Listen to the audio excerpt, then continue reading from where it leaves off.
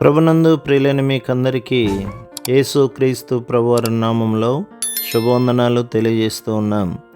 దైవజనులు బ్రదర్ భక్తి సింగ్ గారి పరిచర్యలో నుండి అలసిన వాణిని ఊరడించు మాటలు. ఏప్రిల్ 6. నీతిమంతునికి కలుగు ఆపదలు అనేకములు, వాటన్నిటిలో నుండి యెహోవా వానిని విడిపించును. కీర్తన గ్రంథం 34వ అధ్యాయం 19వ వచనం. ఆయన అనుమతించు అనేక పరిశోధనల ద్వారా ప్రభువు మనకు అనేక ఆత్మీయ పాఠములు నేర్పించగోరుచున్నాడు. 1.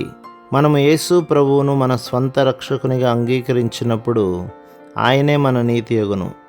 అందరికీ కనబడు రీతిగా యోబు యథార్థ వర్తనుడును న్యాయవంతుడునై దేవుని యందు భయభక్తులు కలిగి చెడుతనము విసర్జించినవాడు. యోబు గ్రంథం 1వ అధ్యాయం 1వ వచనం. అయినప్పటికీ అతడు శ్రమల కర్మాగారము ద్వారా వెళ్ళిన తర్వాత అదే యోబు గ్రంథం 42వ అధ్యాయం 5-6లలో ఈ విధంగా చెప్పుచున్నాడు. వినికిడి చేత నిన్ను గూర్చిన వార్త నేను వింటిని, అయితే ఇప్పుడు నేను కన్నులారా నిన్ను చూచుచున్నాను. కావున నన్ను నేను అసహించుకొని ధూళిలోనూ బూడిదలోనూ పడి పశ్చాత్తాపడుచున్నాను. యోబు బాధాకరమైన శ్రమల ద్వారా వెళ్ళిన తర్వాతనే తన నిజ స్వభావము పాపయుక్తమైనదని చెడిపోయినదని చూడగలిగెను. పరిశుద్ధుడు, జీవము గలవాడు, నీతిమంతుడునైన దేవుని గూర్చిన వ్యక్తిగత అనుభవం ద్వారానే తాను నీతిమంతుడుగా కాగలడని గ్రహించెను. 2. శ్రమల ద్వారానే మనము బలమైన నిజమైన విశ్వాసమును పెంపొందించుకొనగలము. పేతురు రాసిన మొదటి పత్రిక 1వ అధ్యాయం 7వ వచనం. అది అనేక విధములైన శుద్ధి చేయు అగ్ని ద్వారా వెళ్ళినప్పుడే నిష్కళంకముగాను ప్రకాశమానముగాను కాగలదు. 3. మనము సరైన మార్గంలో నుండుటకు ఈ శ్రమలు సహాయపడును. శ్రమ కలుగక మునుపు నేను త్రోవ విడిచితిని, ఇప్పుడు నీ వాక్యమును అనుసరించి నడుచుకొనుచున్నాను. కీర్తన గ్రంథం 119వ అధ్యాయం 67వ వచనం. 4. మనమైన కట్టడలను ఆజ్ఞలను నేర్చుకున్నట్లు దేవుడు మనకు కష్టములను అనుమతించును. మానవ సంబంధమైన ఏ పుస్తకము ద్వారా కూడా దేవుని కట్టడలను అర్థం చేసుకొనగలమను ఆశ లేదు. నేను నీ కట్టడలను నేర్చుకున్నట్లు శ్రమ నొంది ఉండుట నాకు మేలాయను. కీర్తన గ్రంథం 119వ అధ్యాయం 71వ వచనం. 5.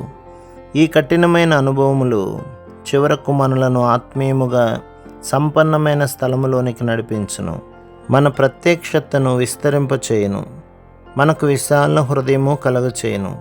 కీర్తన గ్రంథం 66వ అధ్యాయం 12లో మేము నిప్పులలోనూ నీళ్లలోనూ పడితిమి, అయినను నీవు సమృద్ధి గల చోటికి మమ్ము రప్పించి ఉన్నావు అని చదువుచున్నాము. 6. ఈ పరీక్షల ద్వారా వెలుగులోనున్న పరిశుద్ధులతో పాటు పరలోకపు స్వాస్థ్యము కొరకై సిద్ధపరచబడుచున్నాము. క్రీస్తుతో కూడా మహిమ పొందుటకు ఆయనతో శ్రమపడిన ఎడల క్రీస్తు తోడి వారసులము. రోమాపత్రిక 8వ అధ్యాయం 17వ వచనం. 7. మనము దుఃఖములు శ్రమల ద్వారా వెళ్ళినప్పుడు అదే విధమైన శ్రమలు పరీక్షల ద్వారా వెళ్ళుచున్న వారిని ఆదరించుటకు సిద్ధపరచబడగలము.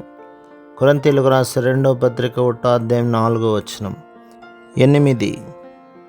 యేసుక్రీస్తు ప్రభు యొక్క నామము కొరకు మనము అపహసించబడి హేళన చేయబడిన ఎడల ఆయనతో మన ఏకత్వము యొక్క విలువను చక్కగా గ్రహించగలము. మత్తయి సువార్త 10వ అధ్యాయం 24-25 వచనాలు. శిష్యుడు బోధకుని కంటే అధికుడు కాడు, దాసుడు యజమానుని కంటే అధికుడు కాడు. శిష్యుడు తన బోధకుని వలె ఉండినా చాలును అని మనము చూచుచున్నాము. 9. శ్రమలు మనలను దీనులుగా చేయును. పౌలుకు తన శరీరంలోని ముళ్ళు మిక్కిలి బాధాకరముగా నుండి ఉండవచ్చును. అతనిని దీనునిగా చేయుటకే ప్రభు అతని జీవితంలో దానిని అనుమతించెను. కొరింథీయులకు రాసిన 2వ పత్రిక 12వ అధ్యాయం 7-9వ వచనం వరకు. 10. కఠినమైన అనుభవముల ద్వారానే సంపూర్ణమైన దేవుని శక్తిని అనుభవించుటకు సిద్ధపరచబడదుము. కొరింథీయులకు రాసిన 2వ పత్రిక 12వ అధ్యాయం 9లో నా కృప నీకు చాలును, బలహీనత యందు నా శక్తి పరిపూర్ణమగుచున్నదని ఆయన నాతో చెప్పెను.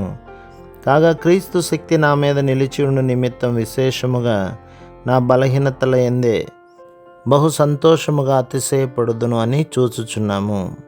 ప్రభు మిమ్మును, మీ కుటుంబమును, మీ సంఘమును దీవించి ఆశీర్వదించునుగాక. ఆమేన్.